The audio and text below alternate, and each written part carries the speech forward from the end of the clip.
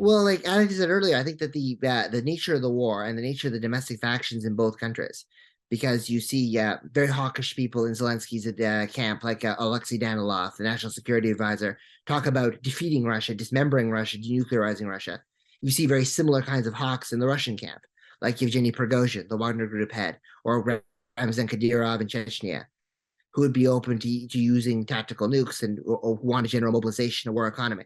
There's so many polarizations and there's such a radicalization extremism on both sides that there's really no prospect of negotiations, I think, between Russia and Ukraine in the near term, regardless of what China says or does.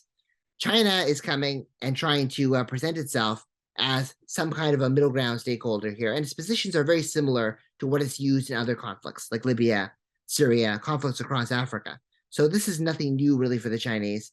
They want to show that they don't support the Russian invasion per se because they support the sovereignty of states, but they're also sympathetic to why Russia invaded, right? They're sympathetic to NATO expansion and to because they see that NATO could come in the Asia Pacific region and encircle them in a similar way.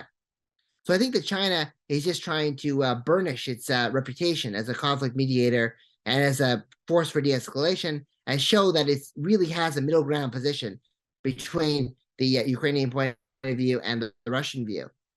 That's why the stories about what the film came from the U.S. about China providing lethal or non-lethal military assistance to Russia is so problematic for them because they don't want to be seen as a Russian ally. But I think it's less about actually advancing negotiations forward. It's more about China's reputation and status in the world than about bringing about peace, just because I don't think that there is room for negotiations or scope for them at this time.